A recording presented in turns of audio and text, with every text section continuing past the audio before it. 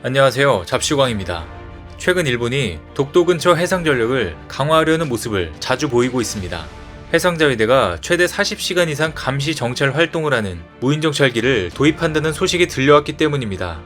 군 소식통에 따르면 일본 해상자위대는 미국 최신형 대형 무인 정찰기 시 가디언을 내년부터 2026년까지 도입하는 방안을 추진 중인 것으로 알려졌습니다. 일본은 내년 말 가디언 한 세트 도입을 시작으로 향후 5년 내 시가디언 5세트, 즉 무인기 20대에서 24대 정도를 도입할 계획으로 보입니다. 시가디언은 킬러 드론으로 널리 알려진 MQ-9 리퍼 무인 공격기를 해상 감시용으로 개량한 무인 정찰기입니다. 리퍼는 지난달 아프가니스탄 카불 공항 자폭 테러의 배후 기획자 제거, 지난해 이란군 실세 가셈 솔레이마니 혁명 수비대 쿠드스군 사령관 암살 등에 활용됐었습니다.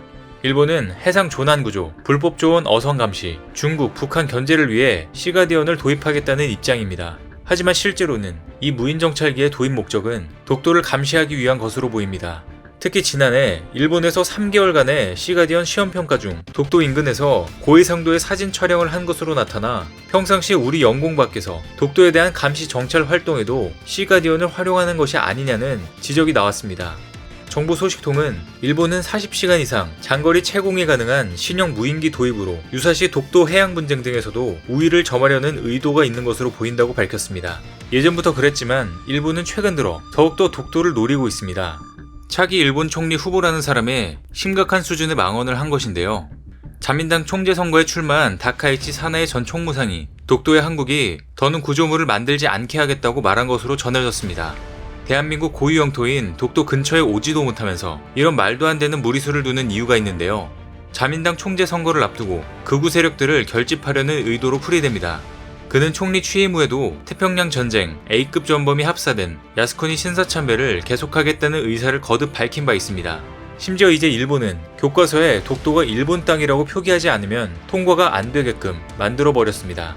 일반적으로 일본에서 교과서 출판을 하기 위해서는 학습 지도 요령과 해설서에 적합한가를 묻는 교과서 검정 단계를 통과해야만 합니다. 그런데 일본 고등학교 학습 지도 요령 해설서에는 독도에 대해 일본이 정식으로 영토로 편입하게 된 경위를 언급하며 일본의 입장이 역사적으로나 국제법상 정당함을 이해할 수 있도록 한다고 적혀 있습니다.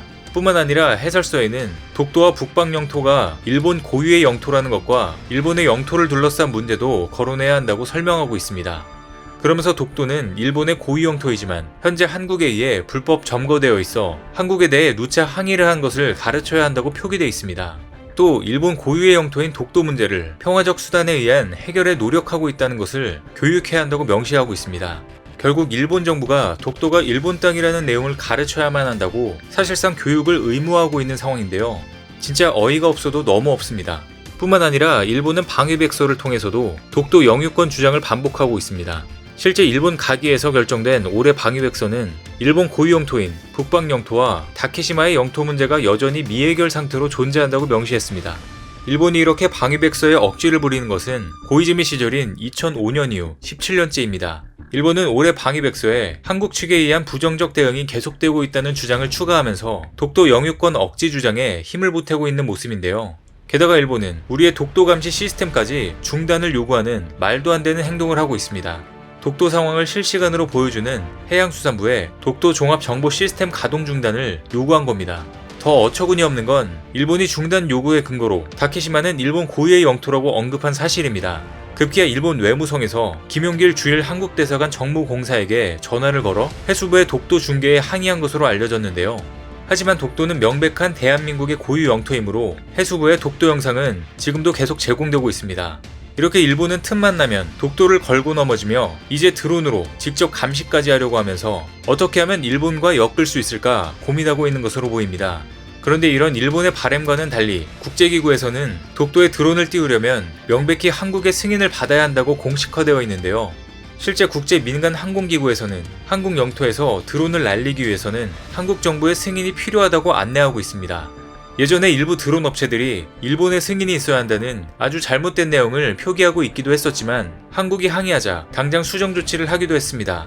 독도는 대한민국의 영토이기 때문에 드론을 띄우기 위해서는 한국 해군 함대사령부와 경찰당국의 승인을 받아야 합니다. 당연히 일본의 승인은 전혀 필요가 없는 것인데요.